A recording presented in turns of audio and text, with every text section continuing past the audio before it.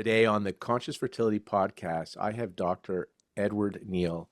And this is one of those podcasts that I'm excited because I can't wait to see what I'm going to get from this because I've known Ed for a while. I should say right off the bat, he is a physician, medical doctor trained, and Chinese medicine, classical Chinese medicine trained. And I'll share a little bit about his bio. But we met, Ed, I don't know if you remember, way back in Texas, like 2 decades ago, and you were giving a lecture, and I was like, oh, here we go. A medical doctor is going to try and explain, medical explain, Western explain to us Chinese medicine doctors how acupuncture works, blah, blah, blah. And I was blown away because you had already been studying classical Chinese medicine. So it was deeper than actually most of the classes I've ever taken. And I loved it when you put up some of the images of like like with a microscope on the hand, looking at the vessels, and just the way you understood it and the way you shared touched me, I guess I would say. Like it really ignited something in me, something that I thought was missing in Chinese medicine that you brought back the spirit. And that's why I wanted to have you on the Conscious Fertility Podcast, because I believe as human beings, we walk both in this form and intangible world, this, some people call it the quantum Newtonian world, material and in quantum. And we're here and we need to know how to live here as humans, but there's more to this world than probably meets the eye. And I always love to have people that have some credibility. So you're trained in Western medicine. You've got a pretty good understanding of the materialistic world and allopathic medicine. And you also have done a deep dive, not a superficial, deep dive in Chinese medicine. So, Ed, I'm so glad you're here. I would like to just let people know a little bit about you, and then we're going to jump in if you may. Dr. Ed Neal, he's trained in both Western and Chinese medicine, as I mentioned, and he's been in clinical practice for over 30 years. You know, Ed, I don't ever know when people are going to be listening to this, so it could be 10 years from now. So 30 years, like when did you start practicing then, just so we know a date, so we can know if it's 30, 40, or 50 years when people are listening? Actually, I started in medicine when I was 19 as a paramedic. I Okay. was one of the first paramedics trained at Stanford University Medical School in California. Okay. And what year was that? That was 1981. All right, folks. So now because I don't know when you're listening to this, just to give you a sense, he is the founder of the School of Neijing Nature-Based Medicine and the creator of the research methodology known as Classical Text Archaeology, CTA.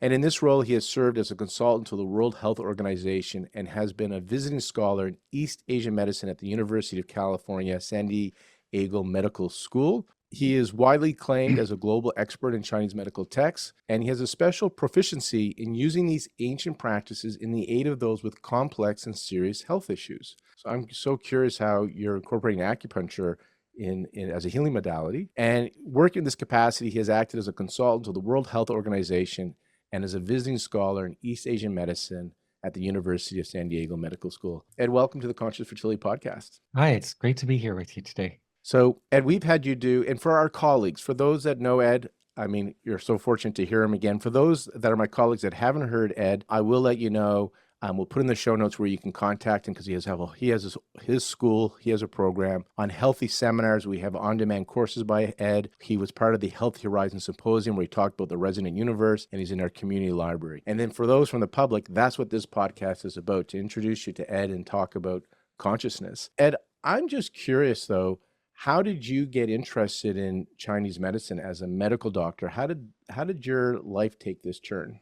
I was all set up to have an academic career in surgical intensive care research. Essentially, I was matched at UCSD in an anesthesiology critical care program, and I decided I wanted to take 1 year off to be a general doctor to get my skills up. I knew if I didn't do that, I would never do that. And as I started my year of practice, I began to see that my patients divided themselves into two basic groups. And in one group was people whom I had a solution for, that they had strep throat. I gave them antibiotics. They had a cut. I sewed up their cut and so forth. And the other group was people who my treatments were not working very well. What I had to offer was not working very well. The people who I had something to offer, I saw them once or twice and then didn't see them again. But the people that I didn't have something to offer to, I saw them like every week, every 2 weeks, Chronic coming back. conditions. Yeah, coming back and saying, it doesn't work for me. And you know what kind of conditions those are: chronic fatigue, chronic pain states, all, the usual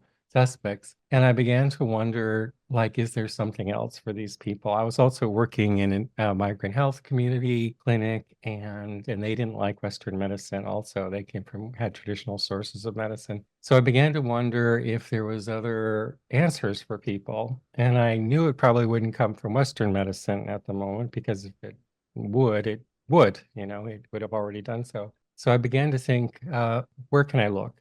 So I made a list. And on the list was, I would look at systems that were more than 200 years old, because I figured, like, if something lasts more than 200 years, there's probably something bad's come and go. And the other thing was, I wanted something with a written tradition so that it could be studied. And that pointed me in the direction of India and China, because those are the two versions of that. And that would be Ayurvedic medicine and East Asian or Chinese medicine. Right. They're interrelated in interesting ways, especially in their early development. But they both have long traditions and written traditions. So they're things you can study. And so I thought, well, I'll look there, and I'll go with the assumption that something that's been practiced for more than 200 years has a value. The value might be psychological or something else, but if people keep doing something over and over again, there's a value there. So I started to study Chinese medicine, and I live in Portland, and in Portland is the Institute of Traditional Medicine, run by Subhuti Dharmananda. You may know. Yeah. He has a lot of knowledge too. And I knew him, and I was working at the International Health Clinic, and my patients weren't liking Western medicine too. So he gave me his bag of pearls, which was the book of his herbal products, and gave me a big box of herbs. And he said, "Why don't you go give them this?" So I started to give them that, and it worked pretty well. So I went on to study, and I studied with Dr. Nita Cinolini in Italy for 4 or 5 years, who was a very good teacher. And then I studied at NCNM here, now NUNM in Portland, got a degree, and I went to China several times and studied. I went back to PSU to study languages. And what I saw in China and from my teacher, Nita, also was that the good doctors all knew the classics. And so if I wanted to be a good doctor, that was something that I, should study too.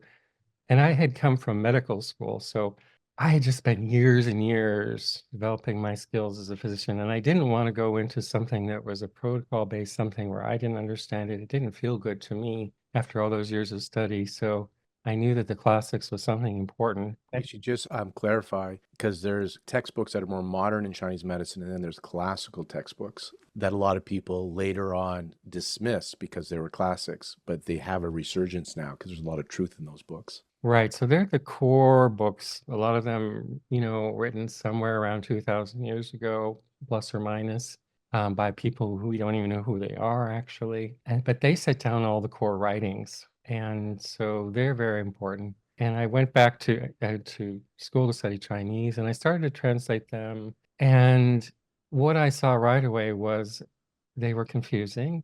That's one thing. And they've been confusing to people for centuries.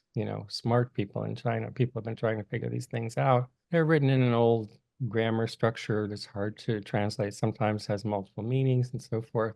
But just when I started, these texts had been put on computer databases at the University of Hong Kong, was one place I had access to. And it meant that we could study these texts in a whole new way as an archaeology site. And that's the point of a lot of the work I do. And that the characters and the phrases and the principles are like archaeological findings in a dig. And we can study them in a kind of a systematic way. And when I began to do that, I was pretty shocked early on how different the vision was that they were giving than what I had studied in school. And that was a little bit shocking to me, because I think like most people, when you have a tradition built on the past, probably there was the traditional source, and then everybody knows it, and then they just practice it for decades and centuries and so forth. But that didn't seem to be the case. It seemed like they were describing something very different. So that was the first kind of interesting thing. Did you find out, or I think you always, I've heard you you were curious, like, why do some patients get better and why others do not? And that was part of also what inspired you to go deeper. Right. And so, and right away when I was studying Chinese medicine, when I started to put Chinese medicine into practice, I was seeing kind of amazing results. Not always. I remember I went to a Yamamoto scalp acupuncture conference one weekend, and I came back to the clinic, and there was a man who had diabetic neuropathy and had these terrible pains in his legs and feet, and he couldn't stand on them. And so he'd been in a wheelchair for 4 or 5 years. And in that system, there was 2 points in the scalp for, foot paresthesias. I thought, what the heck? And I put him in, and the pain went away completely. He left the clinic without the wheelchair, and it never came back. And all the time I saw him. All right. Yeah. So as a physician, So you you're like, started, what is going on here? yeah. So this is where, why do some patients get better and not others? And then how the hell did putting points in somebody's scalp do that? Right, Right. So you got right. curious. I got curious. And of course, I think this is the experience of many Chinese medicine practitioners that occasionally these results, I mean, we do good work, and then occasionally, like, there's, whoa, what happened? And we don't really know why. So then we try and repeat it over and over again, and it never works again, Mhm. that way. So but it's almost like the universe is showing you, like, hey, in the old days in Chinese medicine, teachers, they had to show their students some kind of magic kind of right away, like something that really worked well. So they would pique their interest and they would keep coming to study. And it's almost like the universe gives you that and, like, keep Yeah. going on this path. Yeah. One of the reasons I wanted to interview you and have you on is, first of all, just kind of observing the world and the people in the world. There seems to be a lot of chaos when you look at the environment and conflicts and polarization. People are coming in with some pretty weird ailments, post-COVID, post-vaccines, post-COVID, post-shutdown, and then emotionally, a lot of stuff going on. And in the conscious world, there's phrases like, when we do our inner work, when we heal, the planet heals, the external world heals. And when the planet heals, we heal. There's this connectedness to it. And part of the reason I did the conscious, and I'm going to tie this all in and ask you some questions while I'm doing this, but it's just worth repeating for those that haven't heard this or haven't heard this for a while. Because that idea, it's inner work versus going outer work. And so many of our guests that we've had on here, and we always like to have people that walk in both worlds or have the credibility like you, that are trained psychologists, quantum physicists, medical doctors. And most of them say we have the five senses. You can experience the world. There's the material Newtonian understanding of it. But then they say there's something beyond the five senses, and there's something that's intangible that's part of this, that they share, and they call it conscious work and other things, that when you tap into it, you have these kind of healings like you described, where you put those 2 points in somebody's head and they get out of the wheelchair and they have no pain. There's something happening beyond the physical. And so when we started the Conscious Fertility podcast, and this is one of those episodes that you don't have to be trying to grow your family. This is one that's about consciousness. But we realize that if we have to heal, and so many children are raised by parents that don't know how to attach to their children, so they have these needs not met, and they grow up cutting themselves or doing drugs to numb themselves or gangs to feel connected, or suicide. Many say that in one generation, if these children could be attached to, then that next generation would not see others as separate and would not need to go to war with others, would not need to do drugs, suicide, etc. And so the idea was, well, we go from conscious fertility to conscious conception, to conscious pregnancy, to conscious parenting. So this conscious series was about helping people use infertility, for example, as their wake-up call. But as we've talked in the past, there's cancer could be your wake-up call, divorce, financial ruin. There's so many things can be your wake-up call. And I'm familiar with some of your work to know that you talk about some of these intangibles. And I thought that's where I wanted to go. I kind of wanted to step out of the lane of comfort of, we're going to talk about materialism and only what we can see, we believe, to talk about what you have learned from these classical texts, what you've seen clinically, and tie in, I think in your talk for Healthy Horizon Symposium, you called it the resonant universe, and you've talked about this inhale, exhale. So I wanted to put that preamble in to say, and to ask you now, to put you on the spot, is there more to this world than form? And if there is, can you share what you understand from the classics to make it kind of accessible to the rest of us. And then maybe we can talk about how do we access this so we can have balance, which to me, balance means you feel emotionally good and physically good. Sure, let's try that.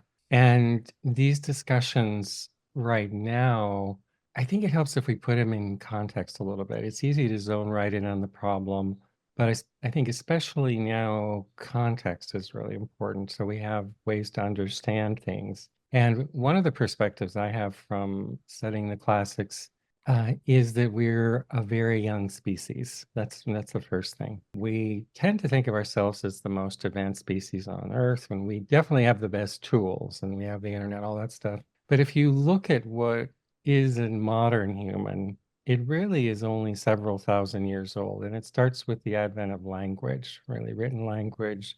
And in evolutionary times, that's like nothing. That's a blink. That's less than a blink, And so what through my work, I've come to see the human species as a just born species with the amniotic fluid still in their eyes, blind in a little way, trying to feel around in the world to make sense of it in a certain way. So as opposed to that we're advanced and we know everything, we're just getting started. And one of the things I tell my students and say is we're born without the manual of the operating system. So we don't know our operating system very well. And so it is like we're kind of feeling around in the dark, trying to make sense of things. Did you ever watch that TV show, The Greatest American Superhero, where the aliens gave him the suit, but he lost the manual, so he couldn't figure out how to use it very well, and he was I always did. accidentally saving the world, but he really didn't know how it was working, that kind of way.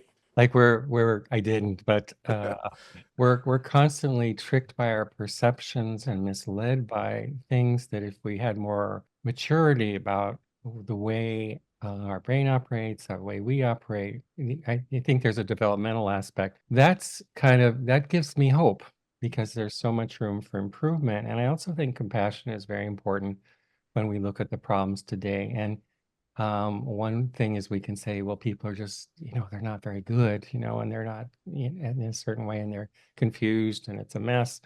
And the other is to say, well, let's have some compassion. We were just born, we were just born.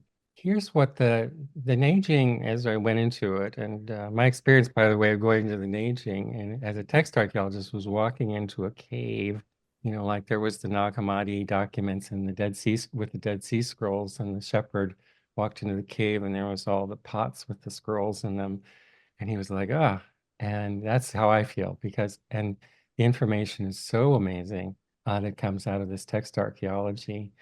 But what these writings are, in fact, is the operating system of the universe, Okay, essentially. wait, that's a big statement. So, because I've always asked, can somebody just give us a manual? So It's the these manual classic texts are the manual of the operating system of the cosmos, of the of the universe. cosmos, of the world of nature, and of human beings. All right. So can you tell us a little bit about the operating system and what we can do to Right. maximize this? Right. And so there's some basic themes. They basically tell you how the universe operates, how nature is created, how people are formed, how diseases happen, how to treat the diseases. But it's all encoded in this kind of language that you don't see it, right? It's hidden in plain sight, right? Because if you just read it, it sounds like platitudes essentially. But if when you start to dig it apart, you're going, wow, this is amazing. And there's a few basic themes. And one is that there's two dimensions we occupy and that we move back and forth between them. And one is the dimension of forms. We call it the world. Like, for example, I see you, you see me, we're on a computer, I see your books. That's the world of things. And in the world of things, it's defined by things that have names. So you're Lauren, I'm Ed, your book has a title, and there's the door, et cetera, et cetera. That's part of language also. And for modern people, or even 2000 years ago, they said the same. People today, they live in the world of things, right? And they think that's all there is. So we try and understand our existence as the newborn infants. We come up against a thing and we try and measure it and weigh it and cut it into parts and so forth. That's not bad, by the way. It is information, it's knowledge. But what the Neijing the early texts say is that's one dimension. And the world of things actually comes from another dimension of a world of patterns and change and transformation. And that's actually what the universe is made of. And so it's a lot of the Neijing is giving us the specifics about how that operates and how these dimensions interact with each other. And I say the world's on both sides. I say there's a veil and in between. And so the world on one side of the veil, on the other side of the veil, And this was written thousands of years ago. as best we can tell. So does this sounds a lot like how I understand quantum physics, not how I understand it, what I've heard about those that understand quantum physics say that often things are unmanifested, so they're in waves, and Right, then they collapse into particles. So they're right, intangible, and then they become in form. So exactly. Do you remember what collapses the wave into a thing?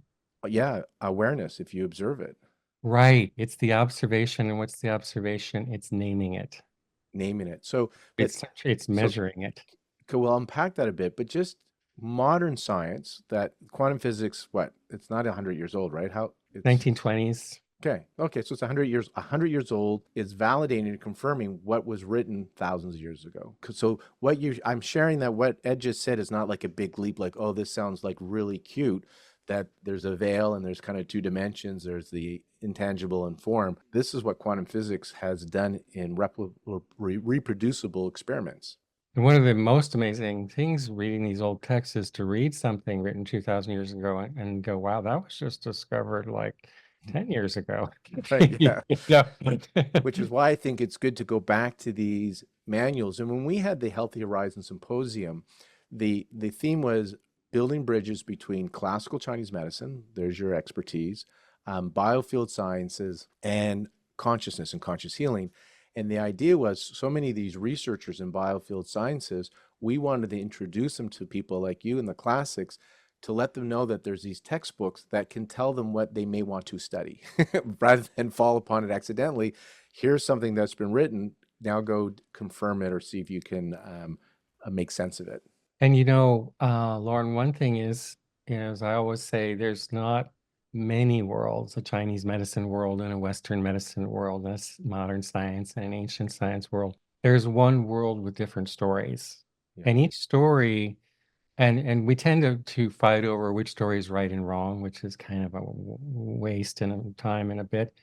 Instead, if we get a little more mature in our understanding of how we move through the world consciously with stories and so forth, we can say that each story has its own strength and maybe it's a weakness too, even sometimes. And so, one of the most interesting things is how the writings in early China, they tell a story that is really missing in Western medicine. And the two go together actually amazingly well because they complement each other. For example, if I just wanted to sum up the difference between these two systems, Western medicine is a science of parts. I call it the auto mechanic model, which is like the body's a car.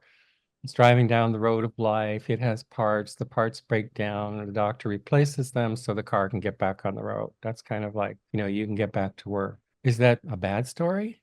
No, it's a great story. If you like what we can do with surgery, all that kind of stuff, what we understand about the body, the human genome, which is, it's amazing. But there's a part that's missing. And it's like, where are the patterns that made these things? Right. And we don't have a language for that in Western medicine at the moment. But the early Chinese texts are all about that. So when you combine the two, it has the potential to just be mind-blowingly amazing. Can you clarify or go deeper into this patterns? Because I've heard you talk about this in some lectures, but where does the form come from then? Because again, in the quantum Right. idea, and again, I want you to bring in the Neijing, but often people used to say like there's fields given off or energies emitted from matter, but they say actually it's not matter that emits the field, it's the field that creates the matter. And when I heard your lecture, it made me think of somebody else who's not a classical Chinese medicine.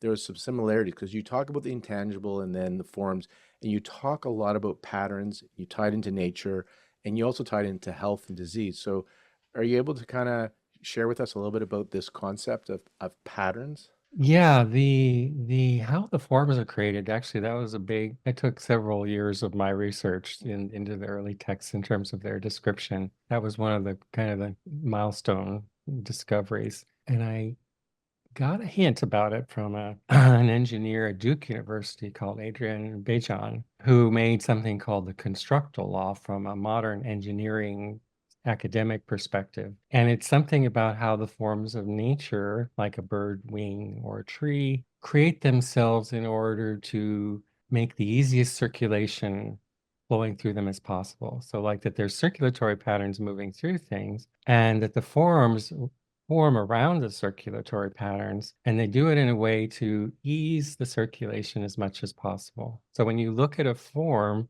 it's actually a container of motion, and it forms in a way to make the motion move the easiest. And that I was like, oh, that's it. If you look at this transition between form and non-form, what you see is that as we say, the forms form themselves around patterns of motion. If I say, let's take a rocket ship out into the space, right? And what do we know about, let's leave the world behind, the world of things. And if we go out there, what do we know? Well, one thing we know is that, well, most of the universe we don't know. Like we know about 4% of the universe is something that we can recognize as a thing. The rest is something called dark matter or dark energy. We don't even really know what it is. So there are things out in space, but most of space is like non-thing, right? And what is the characteristic of this non-thing space? It's motion. So things are moving. And also when they're moving, this is an aside, they're transforming. That's another subject. But let's just say moving. So the nature of the universe before the veil, before the world of things, is motion.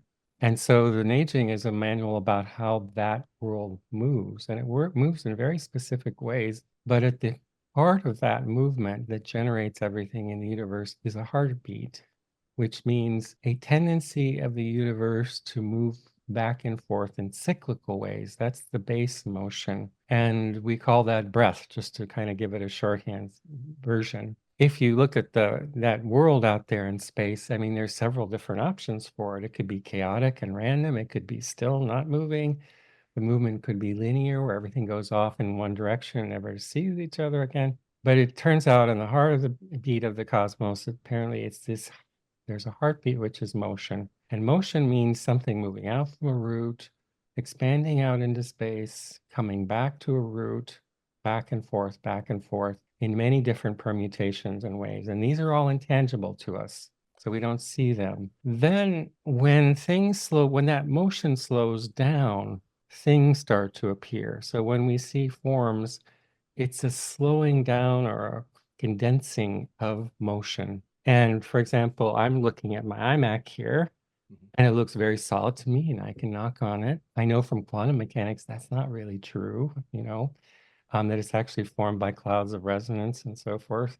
And we think it's a thing, it's not changing. But if I come back in 20,000, 50,000 years, this computer will be gone. I come back in like so many million years, the solar system will be gone. So even when things look solid, they're actually in motion. It's just slower motion. And the image we make to help people understand that is the ocean. So in the ocean, the water's moving and currents and so forth. And in certain places, waves will arise. And waves are like things coming into being. You can measure the wave, it has a certain power, and we can call it a thing. And it's here for a while and then it's gone. And it's an emanation of that motion, but it tricks our senses in a way into thinking it's a thing, but it's actually a pattern of motion, just slowed down. So this is why when we talk about medicine, for example, we call the body a coherence of breath. That means it's like a wave in the ocean, if that makes sense. It comes together for a moment, and then you live your life, and then it's gone. And so, how do you take something like this for our listeners and bring it into through the veil to the dimension where somebody wants to experience more flow, more peace in their life? So they're feeling fear or resist. We call it chi stagnation, conscious circles. I often call it resistance. You're fighting with reality. I often share in my conscious work that we perceive the world through the lens of our subconscious. And I think you have a way of expressing that too as part of the story you tell. And when you change the lens of your subconscious, then you have a new perception of it. And then how does this go into those that are in terrible pain, or those that are wanting to grow their family, or those that have had a diagnosis? Can you bring this understanding of consciousness and the breath of Neijing, the Neijing that you share, and bring it into something? Can you bring it into form, I guess, for the people that are listening? Sure. If the universe is created by the waves of this ocean, and then they come into being and create a world of nature and of people, which are actually patterns of motion to just slow down, then we have a basic decision as a human being, and that is, do we want to move with this ocean or against it? You know, that's a basic decision. And there are times we want to move against it, there are times we want to move with it, but most of the times we like to move with it. Why? Because it's the thing that forms the universe. It is like so much bigger than us. We can't really fight it. When we do, imagine you're swimming out in the ocean and you decide you want to just swim into the waves. You can do that. It's exhausting, and it wears you down, it breaks you down. And we call those flow and counterflow states. If we look at the patterns of the ocean in nature, the clouds moving, the seasons turning, the name for that in early Chinese text is the Tao. So if you're a Taoist or you're reading the Tao Te Ching, or you have those ideas, what it really means is I'm moving with the ocean, essentially. And I'm taking my individual desires and I'm letting them go so that I can participate in this bigger thing. So if you look at from healthcare point of view, or even a happiness of a life, what does that mean? That's kind of interesting. It means we're moving with that ocean, and a little more of an idea here. It's a little more advanced, but one of the things they say about these breath patterns, or the patterns of the ocean, is that when they're in balance, light emerges from the When they center. are balanced. Yeah. So, for example, we have four seasons in the world, and if those breath motions are balanced, then a form of transcendent light emerges from within that field around which nature organizes itself and the body is organized, for example. And if you talk about having a good life, and what does that mean to be happy, which is what we all want, I always say, like, what our goal is, that our life is like a wonderful day at the beach with your friends and family. And you get up early and you go out there and you have a great time and you swim, then you come back and you roast hot dogs, you come back home, you have a nice dinner outside, and you go to bed and you're so full with what you had. And it's just like, I am so ready for sleep, that you had a good life. There's two things besides the, things like being able to pay your bills, having food and so forth, but two things kind of dictate a good life, and that is if there's breath and light. That's a little transcendent, a little esoteric. What does that mean? We are creatures that love breath, and we love the light that emits from breath. So when we move with the breath of this ocean, it turns us in the natural way, and it allows us to have that breath. I'll give you an example right now. We're just born, right? As I said, as a species, wiping the fluid out of our eyes. And that time of breath in the seasons is springtime, right? The plants come out of the ground. We're in that phase as a species, and we love that period. We try and hold on to it. We like football, where things are just like the pass is just getting completed, and everything has to be about growth, right? And this has gotten us into real trouble because it's holding on to one aspect of breath and not letting breath move. When breath doesn't move, nature invokes its countermeasures to break it. And the breaking is the pain we feel. So when you look at the confusion right now, that's nature breaking it so that it can reform a new breath. And guess who's going to win in this battle between nature and us? Yeah, Like, we're nature and us. nothing, nature. And so when Right. you talk about like this, so spring is this growth. So I think about like how kind of a consumption society, how we constantly need more from the external. So it's an outward. We call that very yang, right? Expansiveness. But the breath, there has to be a contraction. Winter has to happen where there's stillness. Right. Because the universe prioritizes breath, not you, not your perspective, and it'll make it happen. one way or the other. So we think we tend to glorify the young people, and as opposed to the elderly people. We try and we're looking at what's just being developed and created, what's the next big thing. And if you hold on to that, the ocean is trying to move around that. And if you don't move with it, it'll break you essentially, and cause this chaos that we see. What's an alternative? Well, if you were actually breathing with this breath, and we say every phase of breath is sacred. That's a very important principle, which means if your death is not as sacred as your birth, there's reflection time to be done because they're equally as sacred. That's a hard one for us. What could the time we're looking at look like if we've overbuilt things in the springtime with growth and so forth? If you move with the breath doesn't look like, it doesn't fight it. The nature doesn't break you down. It looks like autumn, a beautiful autumn, right? So if you actually are moving with the ocean or the breath, then when the time to break things down so that a new breath can be formed comes, it's not this political chaos, war, blah, blah, blah, climate change. It's autumn, and you feel the beauty of autumn. That's the difference of moving with and without this ocean. So the first thing is, like, if you're asking how to live a good life, is to frame things in perspective. And we've had a problem with this lately because of, cell phones have not helped, and social media, because that creates another narrative which puts you at the center of things, and has led to all sorts of problems that way. So the first decision to a happy life is, do I want to move with the ocean or not? And as you said, if you're going to move against it, good luck. And by You the can't. way, you can. It does, none of these texts say you can't do it. They just say, if you do it, this is what'll happen. This is the concept of wu wei, right? You can go with the flow, and if you choose Right. not to, it doesn't mean you can't do it. It just means that nature is not supporting you because you're going against the flow. Right. And we have the terms flow and counterflow, shun and ni. So, and wu wei is often translated as non-doing, but what it really means is non-leading. It means, so like sometimes I tell my students, our daily prayer is, Dear Creator of the universe, may this day not be about me.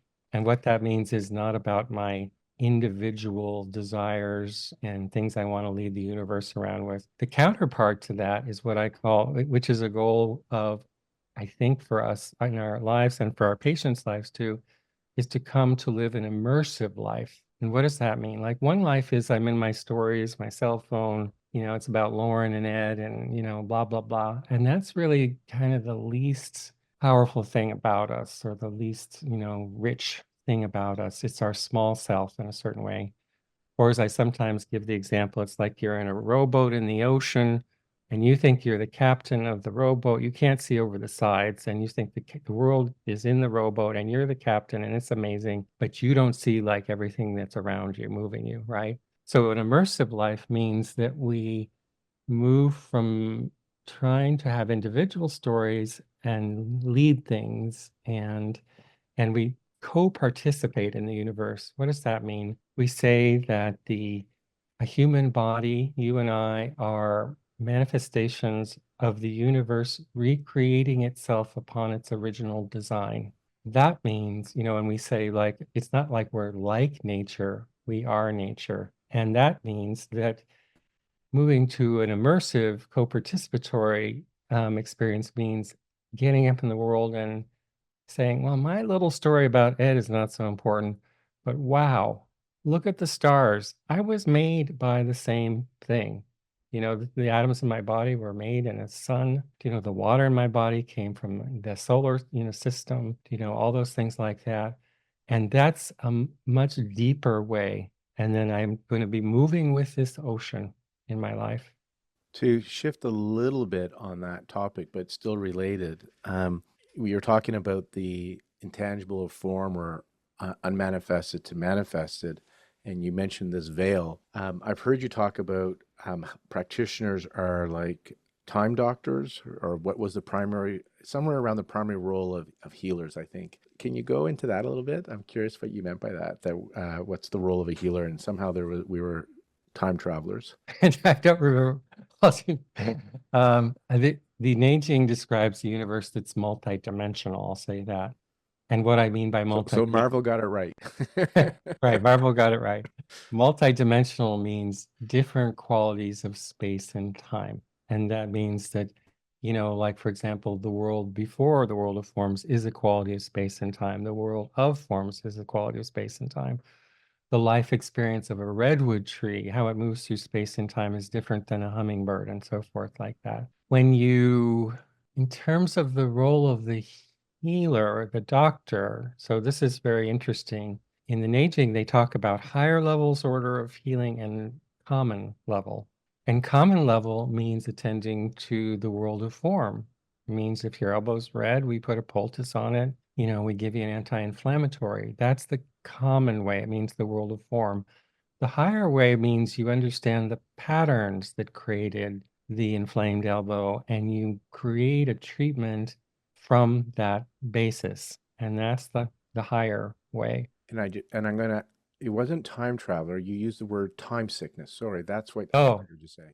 And I think, and that's then it. you talked about the healer's role in that. So it wasn't time traveler. It was because That's when you right. talked about the sore elbow inflammation, it made me think of, oh, it's time sickness you talked about. Right. So we are kind of embroiled in a lot of time sicknesses right now that are unspoken, unrecognized. So if you look at that ocean model again with the waves, it means we are expressions of rhythm and form and nature's design.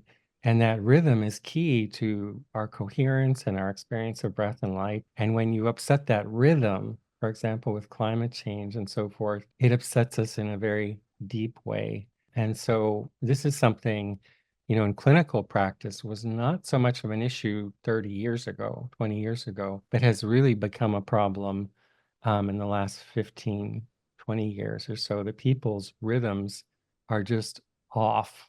And I'd say the first rhythm that got off was in the Industrial Revolution. And before that time, before we started making all these wonderful tools, our source of wisdom, inspiration, knowledge, survival always came from the past. So we were always rooted in wisdom that had come before us. And that's actually the way nature works. There's a root and a branch expression to breath, right? When our tools got so good, we kind of discarded the past and we said, well, our root is in the future, like in what we're going to make. So we turned time around backwards. That was kind of the first problem. And then we started regimenting things and so forth and so forth. And then we got cell phones and the internet, and there's a lot of issues with them. They have good and bad points, of course, like everything. But one problem with the cell phone and the internet in particular, it has no rhythm. So when you entrain yourself to your cell phone doesn't care if it's 3 o'clock in the morning or it's winter, spring, summer, and its rhythm it has no cadence essentially. And so when we entrain ourselves to that, and it's the breath of rhythm that sustains us. So what I was saying about that, I think, was one of our jobs now as physicians that wasn't so much on my radar 20 years ago was how can I reestablish rhythms in my patient's body and help them do that. In my practice, I use, and I want to know how acupuncture does this, like, because you practice acupuncture, but in my practice, I use photobiomodulation. So it's interesting how you say we're light, and there's LEDs, which is incoherent light, and then there's lasers, which is coherent light, which is why I use both, but I favor coherent light just because coherent seems to mean more health. And then I do a lot of the conscious work where we have resistance to change that lens, to change the story, basically, right? I'm curious how you're practicing or have practiced when you've seen people, because you've seen people with all kinds of conditions, and based on the Neijing aspect, and if you can give it some language of how it's working. Currently, we do our best to understand or explain acupuncture from the allopathic Western mechanism.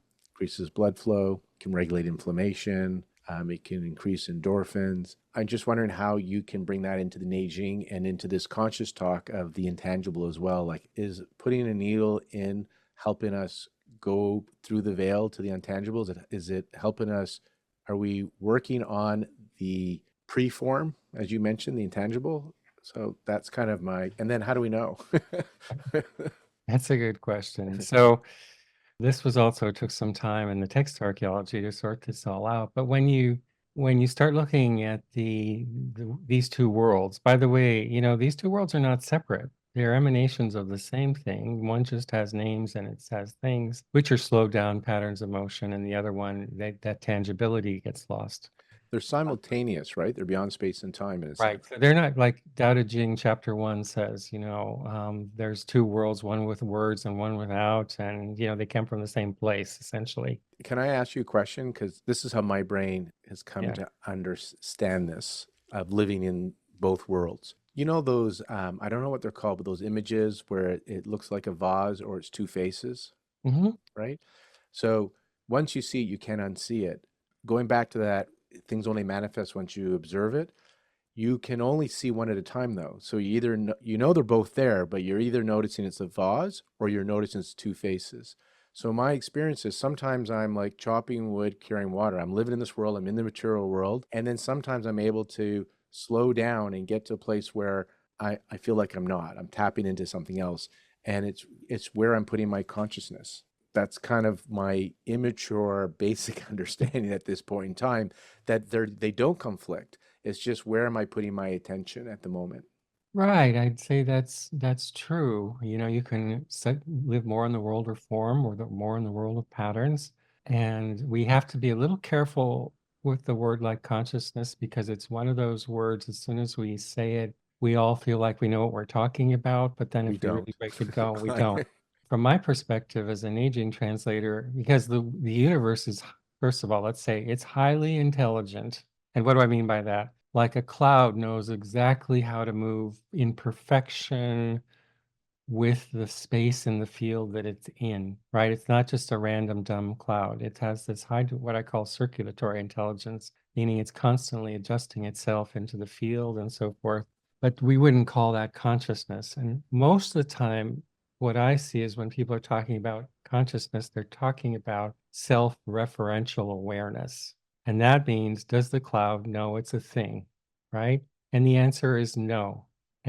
But it's not that the universe is not alive, aware, a musical event of exquisite sophistication. Why do we have something called self-referential awareness? That seems to be a neurobiological issue in the way our brain develops. We were just giving this talk to the students in a new class we have, and I was talking about, your brain goes through several phases of development, like my cat Rosie, when she looks at the sliding glass door, she sees a reflection, she sees another cat, she doesn't see herself. But somehow, as the cortex develops, it starts to become aware of itself. And most of the time, when people are talking about consciousness, they're talking about that. Now, does the universe, so that's a kind of a smaller issue. That's involved in the human stories we tell and the world's about us and so forth. Does the world alive? Yes. Does it have this exquisite sophistication? Yes. Does it have places where transcendent light illuminates, which is another meaning we have sometimes when we say consciousness? It's associated with that transcendent light. Yes, that's all part of the natural world, right? So and that's what we love. We love that light and we love breath. And if you have that, and if we don't have that, then we look for a lot of other things that are substitutes, like money and a lot of sex and getting a boat and having Instagram likes. Those are all kind of stand-ins for most people for breath and light. And if you have breath and light, like you're like a pig in, You're as they good. say, you're good. I describe it as so when you have resistance, it doesn't feel good. And when resistance is low, you have flow and receptivity, which feels good. And Chinese Right. medicine calls it qi stagnation or qi flow. Right. And so, medicine from a point of view of this Neijing science is that you are a coherence of breath, like a wave, formed around a seed of light. That light comes from your heart. It runs through your blood vessels. And when it's running, you're healthy. That's it. When it becomes blocked, then all sorts of things happen. And the original, approach to for acupuncture was it was a form of external surgery to undo those blocks to rivers. That's it. And when they're flowing again, so we say you're a river restoration specialist was kind of the original vision of Chinese medicine. But it was so that breath and light and this wave of the universe can move through your body so that you can experience the pleasure of circulation and light. And light forms when the breath is in balance. And when you say rivers, you're talking what in modern terms they call these the acupuncture channels or meridians, but they were called rivers. You're referring to the language as They're the rivers, blood vessels. the blood vessels. Okay. The channels were originally blood vessels. That's like super abundantly clear.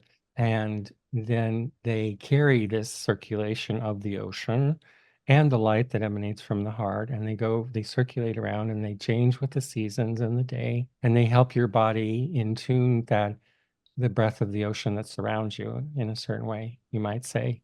And is there, again, people looking to find this happiness and to heal? And as you shared, and we've heard it on so many of our guests, it's only temporary in the external world. That car, the relationship, the money, the drugs, that's a temporary pleasure, but that sustainable free flow that feels good is kind of inner work. I have gotten, as I get older, I get away from the term work. I think more of dancing and swimming is a better, like That's good. you They're you dancing can, or swimming. Okay. right, his work just has so much baggage. Yeah. And what I can say about this is, what can we say? I'm sorry, we probably Well, have to edit here. I forgot what the question was. I'm going to add to it is the that it's you're not going to the external world is temporary. All these things that we do, drugs, alcohol, money, boat, relationships, when you feel good, that's a temporary thing. But this light and breath, this flow is regardless of what's happening in the external world, you can have this peace or feel happy. And what I didn't add to it is so what are the rituals or activities to help people have that flow, movement, Right. So the Neijing, laughter. these early texts, which is the Neijing is the name for us, the Chinese name. They say that you can move through the world in many ways, and it's your choice, right? You can swim against the stream, you can try and do things. But basically, they boil down to two main choices. And one is, do you want to follow the allure of shiny objects? By that, it means like things that they say quicken your heart, but leave you depleted. And we're kind of awash in those things like sound, an image, something you go towards, something you buy, but then afterwards you're depleted. So that's one way. You can follow the call of shiny objects, as I call them, or you can attend to the light of your heart. The light of your heart is actually where you come from. It's what tells you what's meaning. It's where the light comes from. It's where the blood rivers flow out of. And there is a deep satisfaction. And if you have that, then the other things are not of value to you. And they say you get something that truly feeds you. And what are some of the practices that help people tap into that and to attune to that you would Right. like to recommend to you use yourself or you would recommend to others, your patients or others? So one thing is, as a physician, when patients come in, I'm working on their body to restore that because often if they're sick, it means that's gone offline somehow. The breath isn't functioning well. The light is not emerging well. And you can tell because people get a certain look in their eyes where their eyes get dull and heavy and life is not coming out of them, right? And sometimes that's a physical issue. And so we're working on the form of the body to allow that breath to come back and the light to emanate, and so they can experience and move through life in that way. But other things are education. Like just saying, your body's built on rhythms: morning, noon, afternoon, evening. Those are forms of breath. We start talking about nature. We start talking about how your body's nature and we start this kind of re-education for modern people, who thinks everything's in their cell phone and so forth, which is a distraction that takes us off course. It's one of those shiny objects that it flashes at you. The other thing is simple things. Like one of the exercises is, take a simple decision you have in your life. Should I go on a vacation, or should I stay home? Sit, breathe. Meditation is basically breath in form around light. Sit and breathe. Feel your heart. Can you feel your heart? Many people can't feel their heart, initially. Where is it? I don't know what it is. Well, it's in your chest. Can you feel it?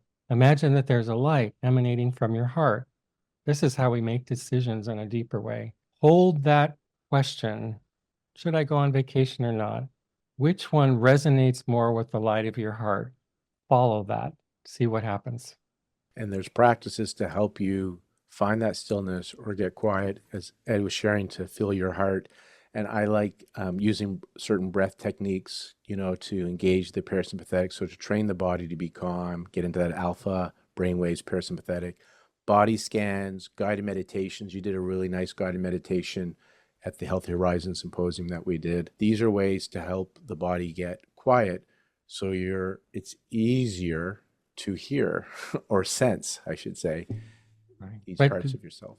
the challenge we have now is that the noise of the shiny objects that are demanding our attention are overwhelming. Yeah. So there it may take some work, Ed, to put the phone, because Right. media fast. Like, I purposely do my best not to look at the news every day. And then I started putting my phone away charging during some meals. And when I like to walk and listen to podcasts, but sometimes I'm like, okay, I'm just going to walk and just it's in nature and not have my phone with me. And Right. it took effort, because it's like I'm attached to it. Like, it feels like something's missing when I don't take my phone with me. Like, how are people going to get in Let's be touch with honest. me? It's an addiction. It's an addiction. Yeah. It ties into all our addiction Yeah. circuits. Dopamine hit. So putting that away. And then I daily find time, whether it's just 20 minutes or for an hour, to use guided meditations to just get me out of the world and just get me to sense my body and to see what I can tap into without any attached form and outcome. I think those breathing meditations are great. And also, if you just think of something like Zen meditation, it's like sitting, you put your hands in in your lap, that's your pelvis, that's the root of breath in your body, and then you breathe. And you're recreating the patterns of the universe. Yeah. So the acupuncture part, it helps restore flow, and it's not just working on the physical. It is work. You say it's tapping into the other side of the veil. So, like when we use terms mind body, things like that, the two parts, they're actually kind of part of us, part of that way that we're just developing as a species where we still cut things up into boxes. There's actually no real separation between those. Okay. But how do we work on patterning through form? Well, because form arises from patterning, the wave in the ocean arises from the ocean. When we work on the form, we're working on the patterning. So the way we translate that is we take all parts of your body and we ascribe it a aspect of that breath motion. So you're talking about fertility in your podcast. And a lot of that happens in the winter time of the breath, which means the return to the root. And so, and there's form associated with that, like we say in the Chinese medicine, the kidneys are the organ form of winter, or the organ form of the return to the root. And so if we're looking at someone who comes in with infertility, we're going to look at their anatomical structures, but we're going to assign them breath values, like they're all emanations of breath. So that when we're working with body work or needles or something else, we're actually working on breath and form to establish return of breath. And then as we wrap up, hope for the future then. Some people feel hopeless and the world looks polarized. You guys, at the time of this recording, will have an election. This is end of September, so early November, so we're under 2 months away, I guess. Based on the understanding of the Neijing, what do you have to share about hope or people's role in the unfolding of this universe if we are a wave in this ocean? Right. And certainly it's not wise to throw away your life support systems. That's kind of the mark of a young species, And also the chaos of breaking down looks like kind of an end time, That's the way chaos and breaking down looks. There's several reasons that I'm optimistic. And one is what comes after breaking down. That's new birth. The second is that nature is extremely resilient. So are people. Nature will be here, of course. We may or may not in our version, but we are very resilient. And I've seen that over and over again. And the third thing that really is probably the most hopeful is that, well, we think we're the most advanced species and we kind of run out through all our options. We were just born. And there's so many ways that we can improve the way we move through the world, the way we exist.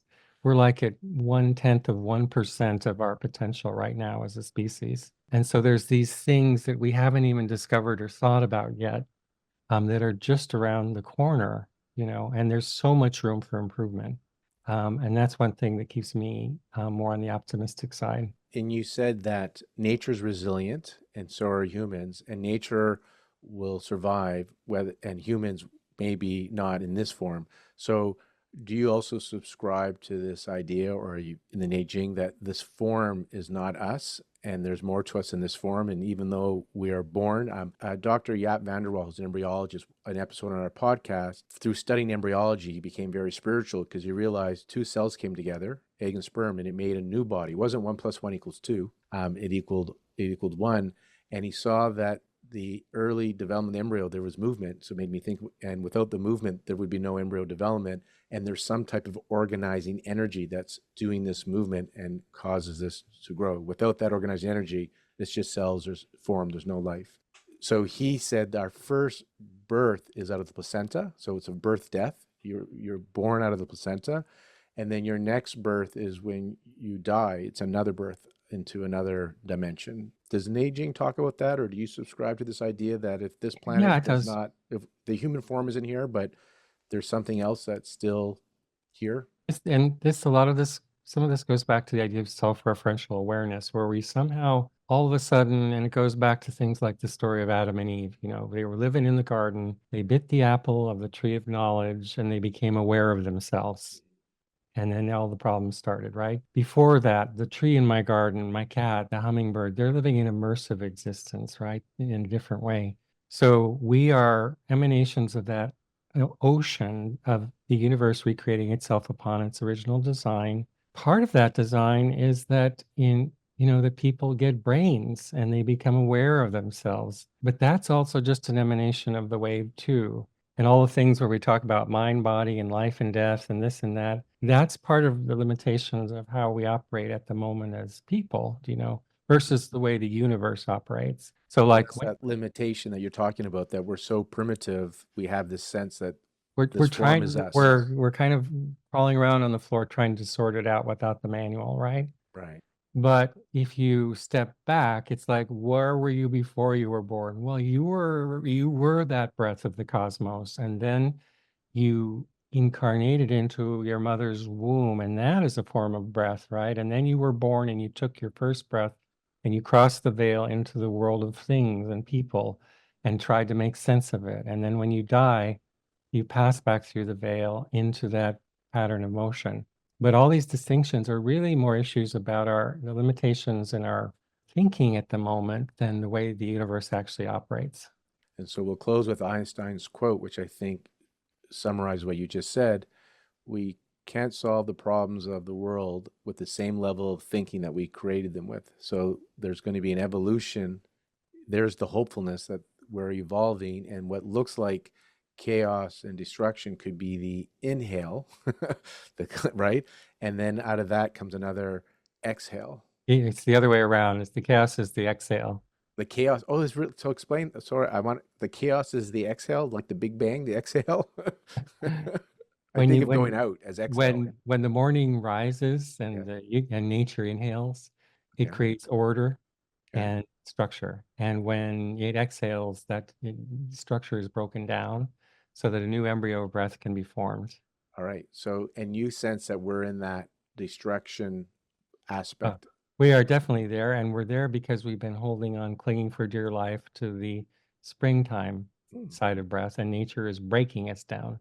So, and the way forward is not through conflict and arguing about who's right and wrong, et cetera. That's kind of a waste of time. It's through telling new stories. And so, new stories about, am I a thing or am I a pattern emanation of light and breath?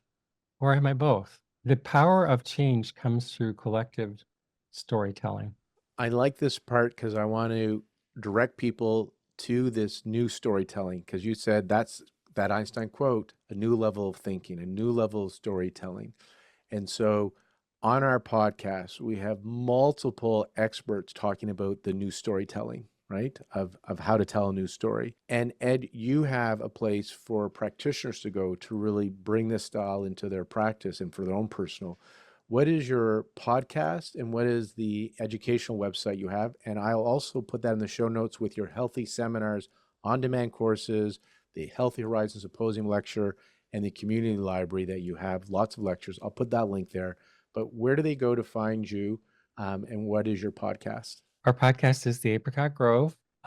We just started it a few months ago, and it's going to go on every week. And the courses we do through the Apricot Grove, you can find them. The website is neijingstudies.com, but if you just type my name into the internet, it'll take you there. And we have a deep dive course, 2 years for people who really want to go deep. And we have a first semester option about principles of the cosmos for people more interested in the general ideas. Excellent. So we're going to put that into our show notes where you can find Ed on the neijingstudies.com website. On that website, there's links for the Apricot Grove podcast as well. Yeah. Mhm. Okay, perfect. Or as Ed said, just Google Ed Neal acupuncture because there are other Ed Neals that you may get. So do put the acupuncture portion in there and you'll find him. And for my colleagues on Healthy Seminars, as I mentioned, he has on-demand courses. He has community lectures in the community library, and he gave an awesome lecture on the resonant universe. Ed, thank you very much for joining us on the Conscious Fertility Podcast. It's a great pleasure. Thank you for having me.